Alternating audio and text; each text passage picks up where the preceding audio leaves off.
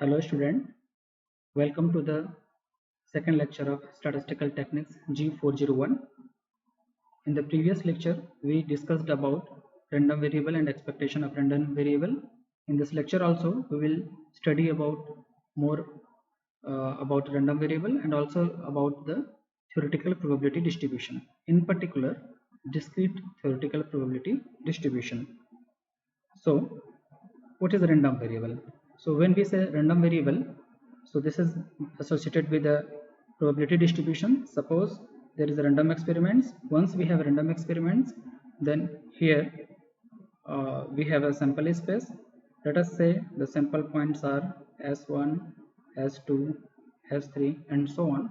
So if we define a real value function x from this sample space to this set of real number, like say for example the corresponding value is x1 for x2, corresponding value is x2 for s3, corresponding value is xn and so on for sn, corresponding value is xn.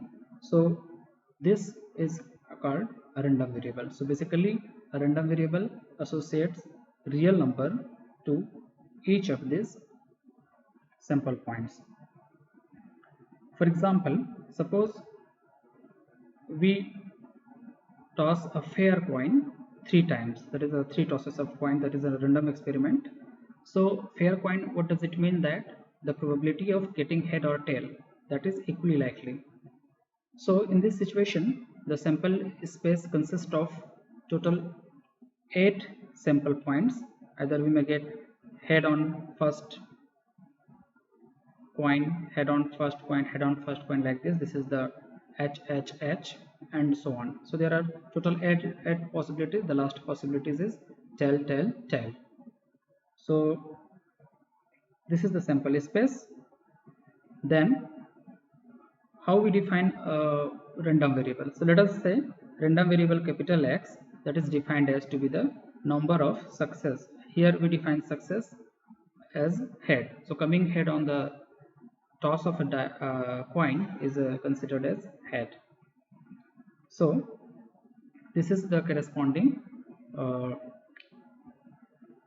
functions are what we call random variable. So this is your domain. So here there are 8 starting from here to this point there are 8 points, and xs, that is the value corresponding to each of these sample points. For hhh, the corresponding value of random variable is 3, because in this case we are getting 3 head. For hht we are getting 2 head. So this is the definition of random variable. Once given a random variable, so since it is also a kind of variables, so here we have the values of data, so we can talk about mean, variance and other descriptive statistics measures. So the types of random variables. So random variables are broadly can be classified into 2 types, that is discrete random variables and continuous random variables. So based on the which type of data value that random variables takes. So a random variable whose set of possible values can be either a finite sequence, that means it takes only finitely many values, or an infinite sequence, that is infinitely many values but countably many values. In that situations the random variable is called discrete. So one property of this discrete random variable is that we can distinguish, or we can say separately see the two values of random variable. For example, the first example, the number of females in a family of 8 members. So it can be considered as a random variable. So what is here the random experiment? So the random experiment is to know the gender of any family member. So here the sample space. So example of discrete variable is, say here the first example, the number of female in a family of 8 members. So the number of female in a family of 8 members, it may be either from 0 to 8. So therefore we are only having total 9 values. So therefore this is a discrete variable. Similarly, the number of seeds which successfully germinate when 50 seeds are planted. So here also the values are discrete and finite. The third case, the number of active patients of COVID-19 in Chhattisgarh state. This can also be considered as a random variable, and here it is also discrete because the number may be from 0 to the total population of Chhattisgarh. So that is actually the finite values. So these are the typical example of discrete random variable. Similarly, what is a continuous variable? So a variable is called continuous when it takes value in a certain interval. For example, if we measure the height in centimeters of a CBSE student, so this variable is basically a continuous variable. Similarly, the doses of in a millimeter of a certain painkiller, that is also a continuous variable. So here we are just going to explain what is actually the discrete variable and continuous variable. We will formally define in the form with the help of random variable. So then the next thing is what is probability distribution, as we talked in the previous lecture. So here we have a random variable, say x, and their corresponding values. Definitely these are finite, so this is the example of discrete random variable. And now we are talking about the corresponding probabilities. So this probability that the random variable x is equal to small x, so that is given by the all simple points such that the value of random variable capital X. So if we define that event to be E, then this is basically the all collection of all simple points such that capital X of X, that is the value of the random variable at that point, is equal to Xi. So this event E is basically the event corresponding to the value Xi. So let us denote it by EI. So in this way, so the event associated with the random variable x1 is E1, and the corresponding probability is P1. So P1 is basically the probability of the event E1. So this P of E1 equal to here P1. So in this way, this is the probability distributions. One typical example is just in the same random experiment we discussed that is we are tossing a fair coin 3 times, that is 3 tosses of a fair coin. So here in this case we have seen that this is your random variable. So here we have the sample points and their corresponding functional value. So but if we see the values, then we see that 2 is repeated 3 times, 1 is repeated 3 times, 0 is repeated 1 time, 3 is repeated 1 time, and so on. So if we see just as in the form of data distribution, so here we can write x equal to 0, 1, 2, 3. So there are total 4 possibilities for the value of x. And what are the corresponding events? So just we are talking about. So for example, getting 2 head.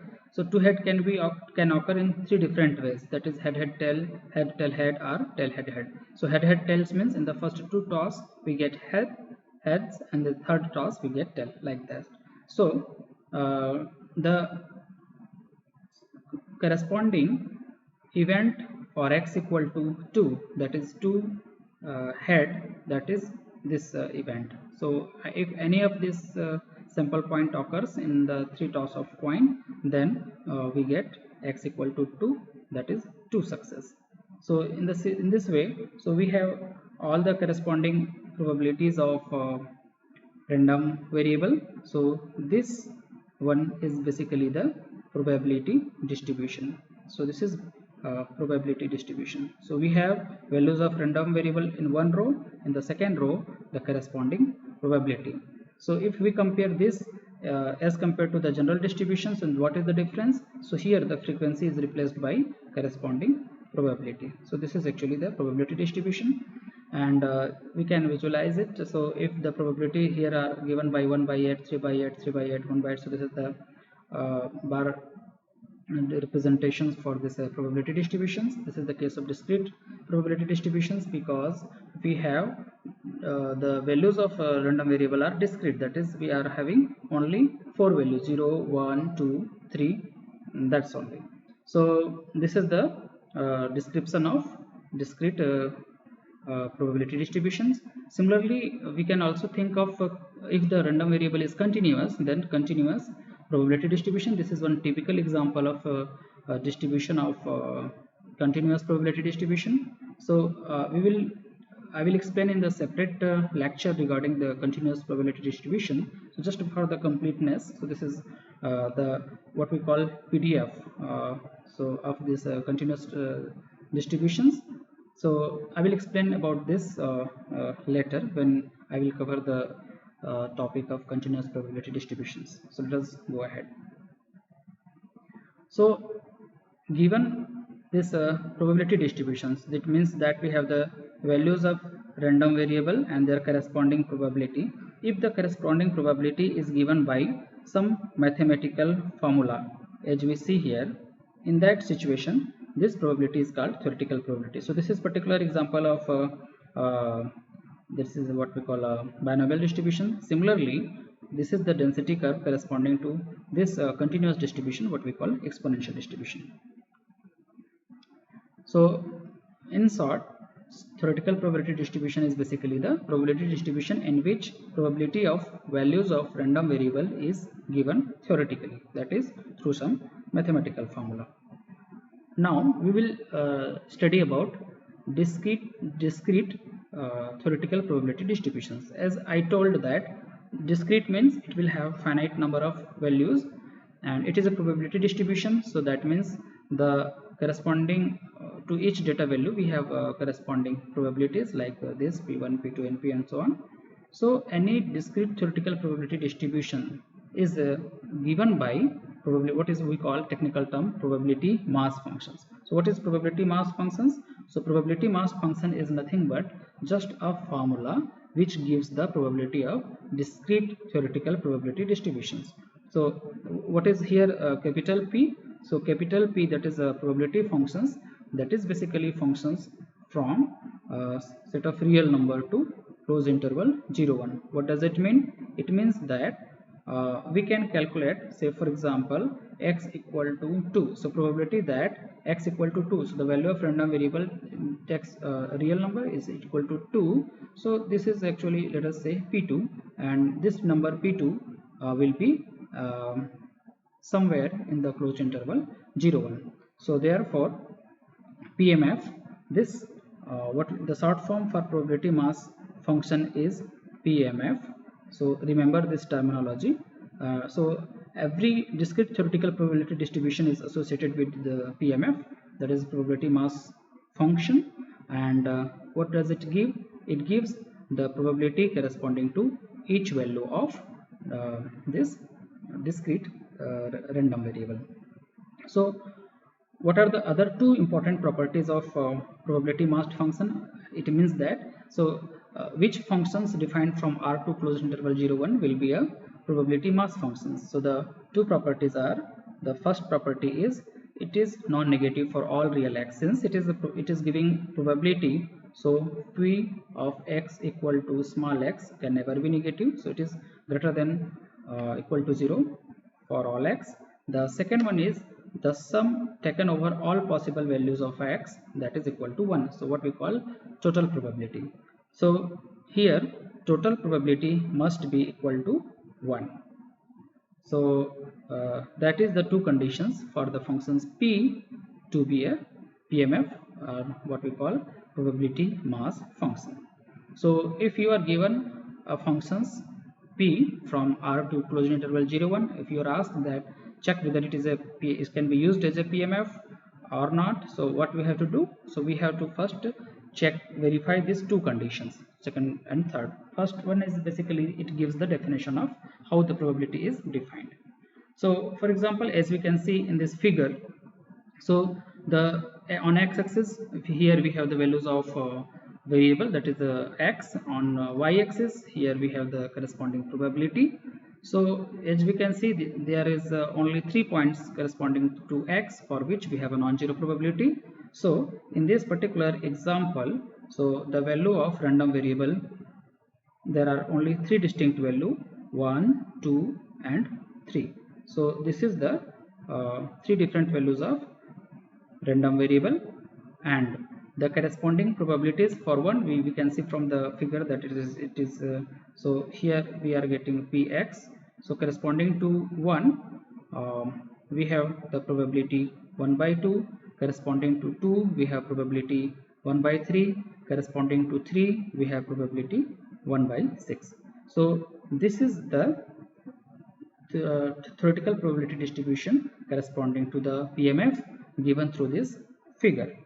So one may, if one compares this table with this functional form, then there might arise some questions like it is defined from R201. So for example, if I write say Px equal to 1.5, so what is the probability that this random variable whose PMF is given by this graph, for that random variable what is the probability that it is equal to 1.5. so if we see from the graph, so we cannot find the point 1.5 on the x-axis, so the answer is it is 0, because when we define a discrete random variable, it says that at finite number of point x1, x2, xn, its corresponding probabilities are non-zero. At all other points the corresponding probabilities are 0. So therefore the probability of x equal to 1.5, that is equal to 0. So remember this important concept. So this is all about probability theoretical, discrete theoretical probability distribution. So one more, so let us go back. So if we see this from the point of view of descriptive statistics, we see that this is just like data values and corresponding frequency. So as we know that while calculating median or any positional measure, we have to calculate the cumulative frequency. In the similar manner, we define the cumulative probability. Actually cumulative probability is not a technical term. The technical term is cumulative distribution function. So corresponding to the given PMF, that is probability mass functions. So probability, whenever we say probability mass functions, it means we are talking about discrete random variable. So when we have a discrete random variable, we have a probability mass function, and when we have a probability mass functions, then we can talk of cumulative distribution functions. So what does it, how it is defined? So this capital F cumulative distribution function is defined as for, so this is again a functions from R2, again its value is probability, so it lies on closed interval 0, 1. So for any real number x, fx is actually the probability that the random variable is less than equal to x. So this is the x starts from -infinity to up to small x. So this is actually the it says the cumulative frequencies. So for example, in this situation, so let us try to discover the cumulative, in short form it is also called CDF, that is cumulative distribution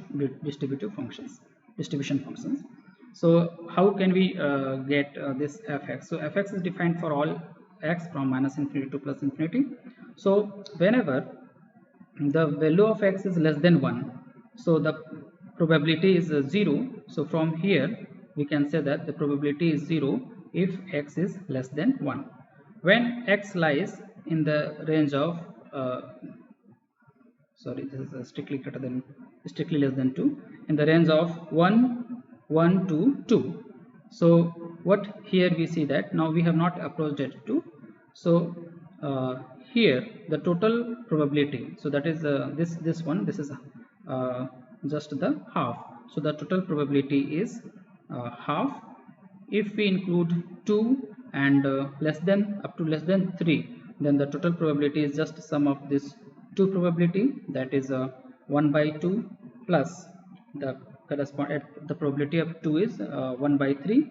So 1 by 2 plus 1 by 3, so the value is 5 by 6. So here the value is 5 by 6, as we can see from here. And if we move further, so if we include 3, So if x is greater than or equal to 3, so here we are somewhere here. So the total sum of probabilities up to this point, so that will be sum of this, so probability at 1, probability at 2, probability at 3. So the total probability, that is uh, 1, this is 1 by 2 plus 1 by 3 plus 1 by 6, so that becomes 1. So in this way, this is the graph of CDF of random variable x. So here we can see few properties of CDF functions. So that it is a for the discrete random variable, it is a step functions. So its value increases in like a step. There is a great confusion among students regarding this CDF, or what we call cumulative distribution functions, and so because this distribution word arises here in two different contexts. One is distribution functions, about which we are talking about right now, and another is probability distribution, or simply distribution. So when we say distribution, that means just the some data values and their corresponding either frequency or probability. So this is basically the distribution. But when we say distribution functions, that means that it is a cumulative distribution functions. So that is actually distribution function is always associated with the random variables, while this distribution may be just the for a data value. So that is keep in mind this fundamental difference. I am again explaining. This distribution means data and then corresponding value, but distribution function is associated with the PMF or even PDF. So that is actually the cumulative distribution function, that is the cumulative probability. So distribution functions basically, just remember distribution function, that is CDF, this is cumulative probability. So this is cumulative probability. So in CDF there is f, it is a function. So next, so the properties of CDF, that is the cumulative distribution functions, that is the like this. So as we have seen in the last slide, so it is the since because it is accumulating, so we are just adding all the probabilities, so it is non-decreasing, so it always increases. So look at this one. If we start from minus infinity, so in the very beginning, so the cumulative probability is 0, and at the very end, that is when x approaches to plus infinity, at that time the total probability is 1. So this is the example. This is CDF for this is for discrete random variable, and this is for continuous random variable. In the case of continuous random variable also, we can see as x approaches to minus infinity, so the corresponding probability is 0, but if we increase the values of x, go on adding all the probability, then the probability is plus 1. So here the probability is 0, here the probability is plus 1. So that is all about the properties of distribution functions. Again, since probability distribution is just random values of random variable x and their corresponding probability, so this is in itself is a distribution. Once it is a distribution, so we can use all the techniques of descriptive statistics to analysis these distributions. So the most fundamentals of them are say mean or expected value and variance. So we have talked about this terminology in the previous lecture. So mean, that is basically the expected value of the random variable x. So that is defined as x into px, that is the data value of random variable multiplied by corresponding probability. So for this particular discrete random variable having only 3 data value 1, 2 and 3, let us see how we can calculate the mean and variance.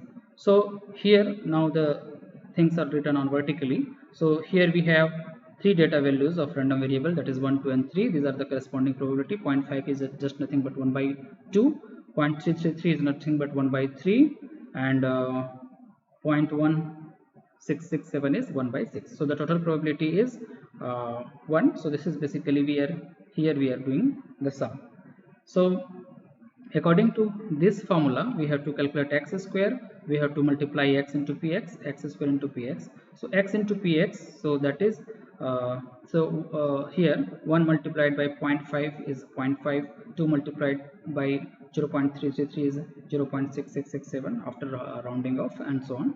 So this is the sum is 1.6667. So that is actually the mean value of this random variable represented by this graph. Basically this is the PMF of this discrete random variable. Similarly, to calculate its variance, that is the square of standard deviation, here we can use the shortcut formula. So for this we need the sum of x square into px, that is the square of value of random variable multiplied by corresponding probability. So here x square multiplied by 0.5, that is 0.5 and so on. So the total sum is 3.3333. So that is the value of just this one, x square. So if you remember, this is also called the second moment about origin, that is about 0. Similarly, this is also first moment about 0. So the value of mu2 prime, that is second moment about 0, is 3.333, and then the variance, that is sigma square. So this is basically mu2 prime square minus mu2 prime minus mu1 prime square. So this is actually the variance, and so as we know that the square root of this is the standard deviation. So we know that the variance or standard deviation measures the dispersions, that is how the data is deviated from its central position. So that is about the mean and variance of random variables. For a specific random variable, later on we will calculate the formula for calculating the mean and variance. In the similar manner, we can calculate all other moments, third moment, fourth moment, and so on, and using this we can calculate other measures of central tendencies, and also the skewness and kurtosis also. So in short, what is a theoretical probability distribution? So when we say that theoretical probability distribution, that means we have a random variable x, and then we have their corresponding probability. So this is the probability distribution, and this p is given by a function, and that function is from r to 0 1 in the case of discrete random variable. So if this is given mathematically, then that is called discrete, that is actually the theoretical probability distributions. And if the random variable x is discrete, then this is discrete theoretical probability distributions. So for this distribution, that is theoretical probability distributions, basically it can be classified as a discrete theoretical probability distribution and continuous theoretical probability distributions. For this this is given in terms of PMF, that is probability mass functions. Using PMF we can calculate corresponding CDF, and with the help of this we can calculate all measures of central tendencies like expectation, mean, variance, and so on. Also we can answer specific questions related to the probability. In the case of continuous theoretical distributions, I will take another class for this, but just for the completions, the probability here is given in terms of what we call PDF, probability density functions. Here also we can calculate CDF and all the things like moments and mean, expectations, and so on. So this is all about theoretical probability distribution theoretically. So now let us study some particular example of theoretical probability distribution.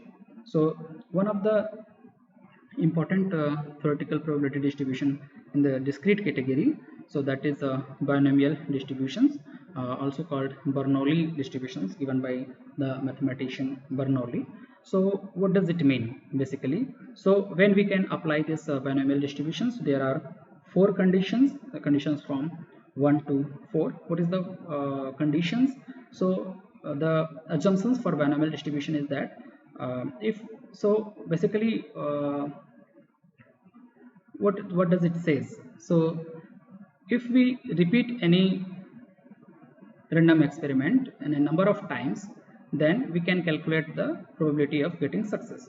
So a random experiment is repeated n number of times, that is the first conditions. The second conditions are all trials are independent. So before this explaining this theoretically will be a little bit understanding will be difficult.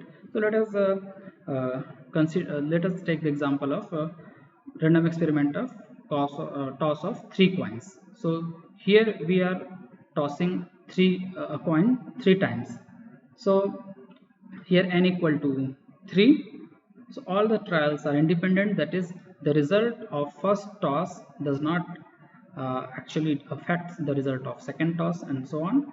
And the most important conditions for application of binomial distribution is that the outcome here is there are only two outcomes, what we call success and failure.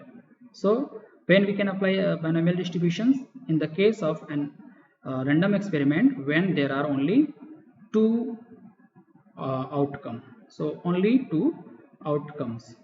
In that situations, along with these conditions, we can apply binomial distributions. And in each experiment, the probability of S, that is probability of success, is constant, and that is given by the probability P. So this is actually the two parameter family of distributions. What does it mean? It means that when we know the number of trials and the number of, that is probability of success in a particular trial, then we know everything about this random experiment. So how it is? So let us see through example. Since it is a theoretical probability distribution, so the PMF, that is probability mass functions, that will be given theoretically. So here this is actually the functions. So this P is a functions from R to close interval 0 1 defined by this. So for any real value R, so P of x, so if it is up to 0 to n, then probability of x equal to R is basically this is a combination NCR. So that is factorial n upon factorial R, factorial n minus R, and p to the power R 1 minus p to the power n minus R. Sometimes in place of 1 minus p we also use the notation q. So in that situations it becomes probability x equal to R equal to NCR p to the power R and q to the power n minus R. So that is actually the PMF of corresponding to the binomial distributions. So what about factorials, especially for biology students? Let me quick revise the factorials. So factorial of 0 is 1, factorial of 1 is 1, 2 is 2 into 1, and so on. For factorial of 4, 4, 3, 2 up to 1. So this is very important properties. Property of the factorial function, that is factorial of n equal to n times factorial of n minus 1. So what will be the value? Say factorial of 0 is 1. Remember, it is not 0. Factorial of 1 is 1, factorial of 2 is 2, factorial of 3 is 3 into 2, that is 6, factorial of 4 is 24, and so on. So these are the about factorials. Let us consider one example of a binomial distributions. So the situation is like this: 60% of student at CBS are female. What is the probability that in a randomly selected group of 3 students, there are 2 questions, there will be exactly 2 girls, there will be at least 2 girls, there will be at most 2 girls. So first of all, can you think of that this can be modeled through the binomial probability distribution? So what are the basic requirement for these situations to be a that is binomial distribution? So first of all, what we have here. So at a time we are selecting 3 students randomly.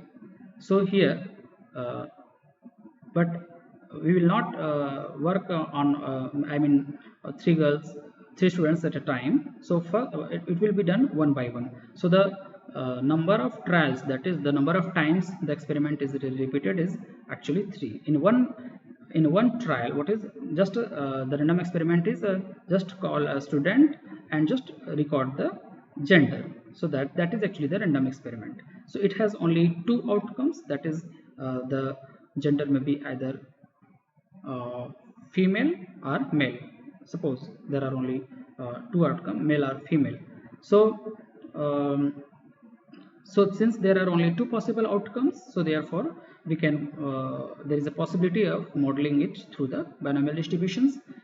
So we are conducting this experiment 3 times, and from the data, that is from the total students, number of students, we have the record that 60% of the CBSE students are female, that is girls. So therefore the probability of success, so here success means being a girl is a success, so the probability of success, that is actually 60%, and when we convert the percent into exact probability, so this is 0.6. basically just we percent, it means just 1 by 100, multiply it by 1 by 100, so that is 16 to 1 by 100, that is 0.6. so that is the probability of success. So this is actually the situation. So here the random variable is x, that is the number of success. Success means being a girl. So what are the possible outcomes? So since possible values of random variable, since there are three students are selected at random, so the possible values of random variable is, that is number of success, that is number of girls, maybe 0 girls, 1 girls, 2 girls, or 3 girls. So these are the 4 possible outcomes corresponding to the random variable x, where how the random variable x is defined. This is number of success, and here number of success, it means number of girls. So then how to get the corresponding probability? So that is px. So since all the 4 assumptions, so for what is the number of fixed trial is fixed, so if the 2 students are selected, then being a girl for one student, that does not affect being a girl for other students, therefore the trials are independent. Third one is there are only 2 possible outcomes, male or female, and the fourth one is the probability of success, that is probability of being girl is same for all the individual or all trials, and therefore we can model it through binomial distribution. So if we model it through binomial distribution, then we know that probability that x equal to r, that is given by NCR p to the power r, q, that is p to the power n minus r. So what is here n? So n is 3. So what is here p, probability of success, that is 0.6 to the power r. What is q? So q is actually probability of 1 minus p. So this is simply 1 minus 0.6. So we can directly write 0.4. So this is 0.4 to the power n minus r, that is 3 minus r. So this is the corresponding formula for r equal to 0, 1, 2, and 3. So 0 means 0 success. So let us particularly calculate px equal to 0. So that is 0 success. That means all the 3 students are, there is no girls, so all are boys. So for this it will be 3c0 p to the power 0 and 1 minus p to the power 3. So this is c30 is 1, p to the power 0 is 1, so 1 minus p, that is 0.4, so 0.4 cube. So this is 0.064. So this is the probability of that there is no girl in the randomly selected 3 students. So if we convert this questions in terms of these notations, then the corresponding notation will be, there are exactly 2 girls, that means px equal to 2, at least 2 girls, at least 2 means either at least 2, it means either 2 or either 3, at most it may be 3, at most 2 girls, so that means either 0 girls, probability of either 1 girls, or probability of 2 girls. So these are the required questions. Now by the as we know that by the theory of discrete theoretical probability distributions, there are two conditions. One is probability is always greater than equal to 0, and the second condition is total probability, that is pi and xi or xi into pi taken over all I, this is equal to 1. So therefore the sum of all probability, that is 0 girls, probability of getting 1 girl, plus probability of getting 2 girls, plus probability of getting 3 girls, that will be equal to 1, because when randomly 3 students are selected, that is the experiment is conducted 3 times, then exactly we will get one of the 4 values of for x, that is 0, 1, 2 or 3. So from here we can see that for the third questions, so p0 p this one, so it is easier to calculate this by p1 minus probability of x equal to 3. So that is by formula nc3 p to the power 3 and q to the power n minus 3. So here n equal to 3 and p equal to 0.6, q equal to 0.4. So this is just the simple calculations. You can do it to either manually or with the help of calculator. So this is actually the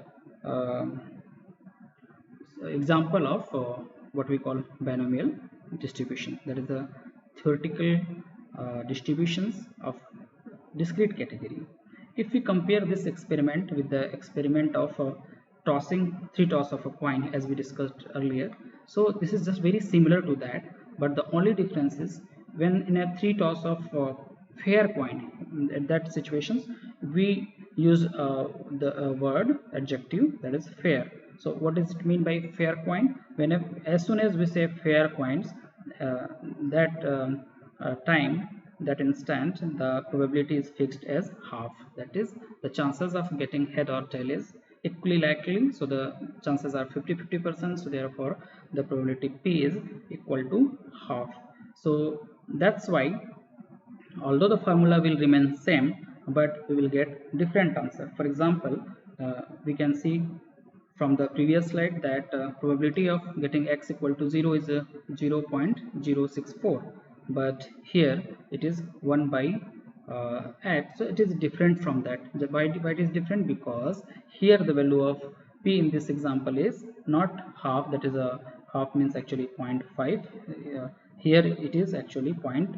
So this this p equal to, sorry, this p equal to 0.6.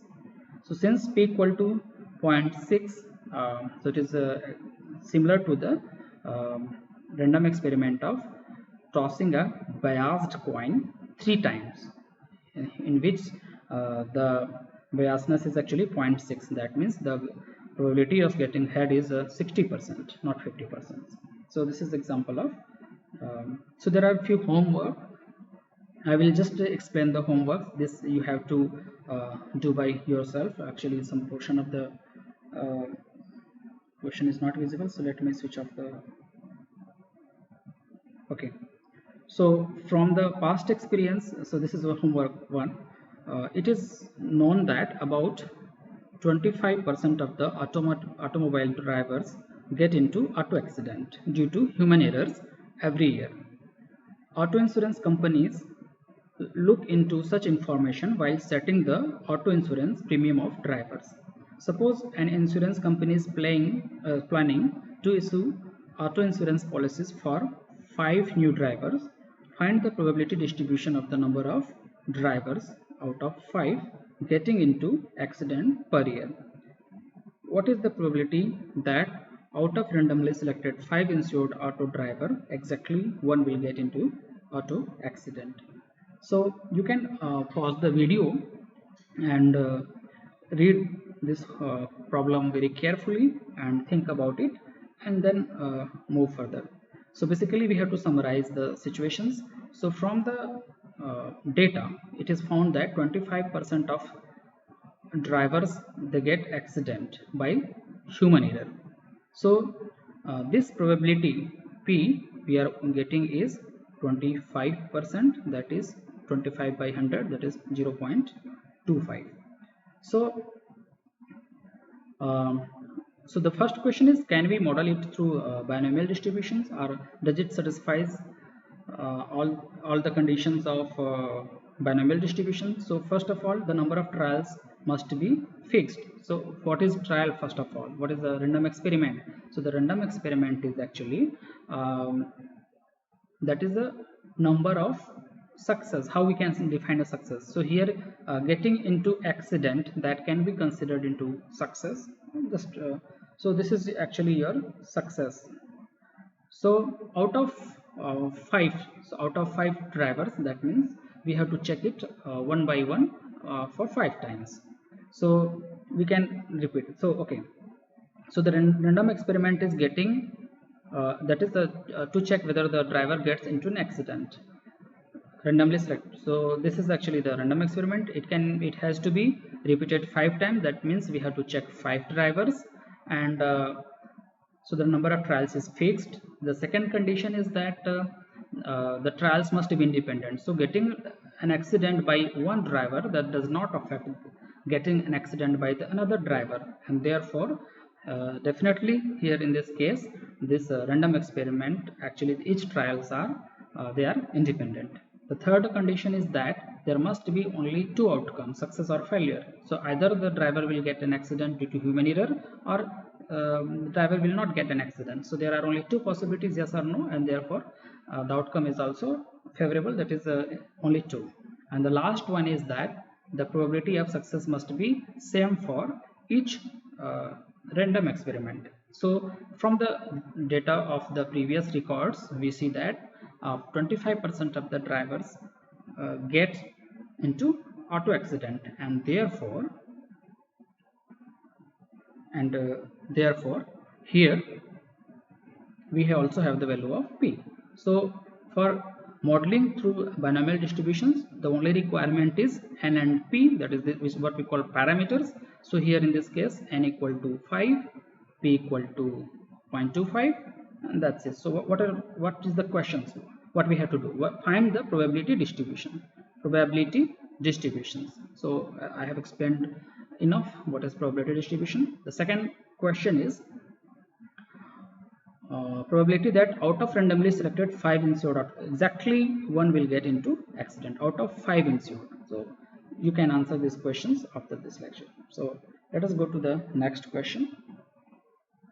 Let me switch off this webcam.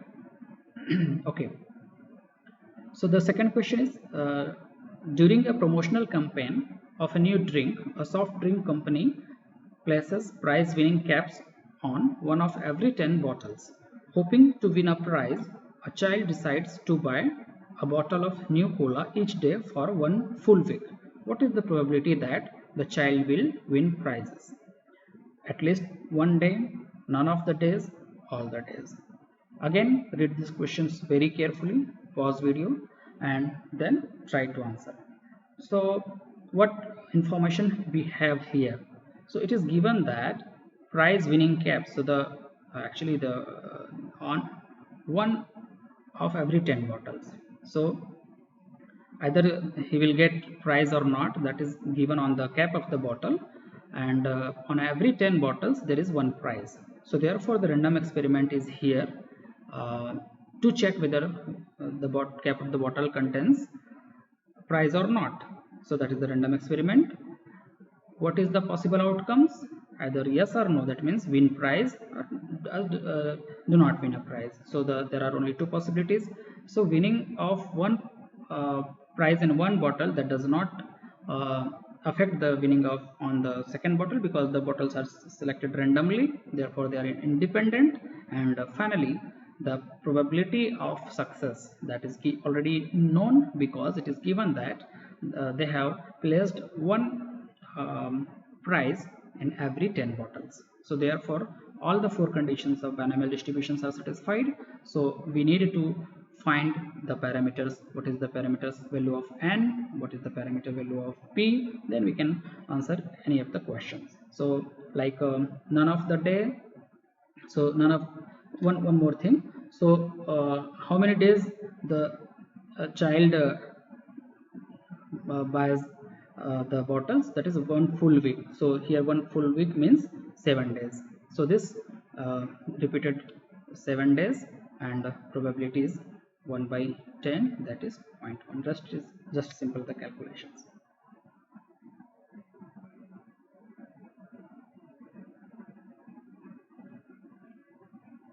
Third question, clinical researchers claim that a particular laser surgery to remove a cancerous tumor is successful 80% of the time.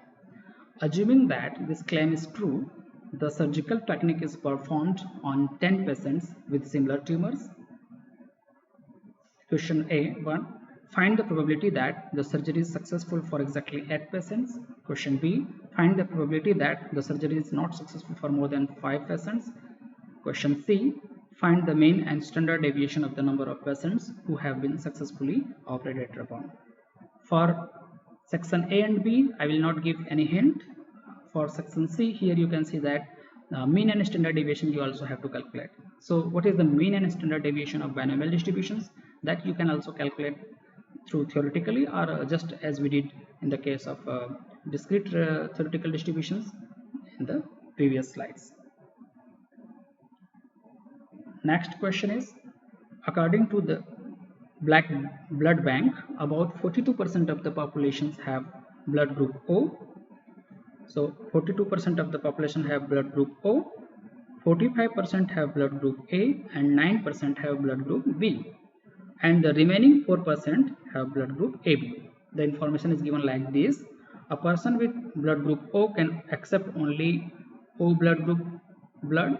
A person with blood group A can accept both blood group A and blood group B. A person with blood group B can accept both B and O group blood, and the person with blood group AB can accept any group. So that is, O is universal donor and AB is universal acceptor.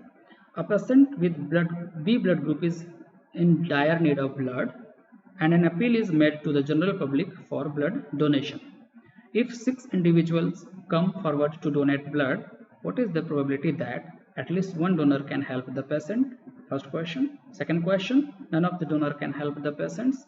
And the third question, find the number of individual out of 6 donors who can be expected to help the patients. Especially look at this question number, third part of this question. So you can understand it if you consider it very carefully. And the last question, so that is, an air conditioner made by a certain company is made of 20 distinct parts. It contains 20 distinct parts. Each part has 0.004 probability of being defective. What is the probability that a randomly selected air conditioner will not work perfectly? Note that it will not work perfectly even if one of these parts is defective. It means it will work perfectly only when all the parts are perfect. So that is actually the situations. So these are the few examples of binomial distributions. Here we can model the problem with the help of binomial distributions. So hopefully this will be helpful for you. So in the next lecture we will talk about what are actually the moment generating functions for binomial distributions, how we can calculate the mean and variance and so on. Also one more important distribution of discrete category, that is the Poisson distributions, and then we'll next move to the continuous probability density distribution. So there we use the probability density functions. So you have to apply the knowledge for your problems. So just go through the book and try to solve the problems related to these topics. If you find any difficulty, you can contact me. Also you can ask your questions through Google Classroom. So thank you.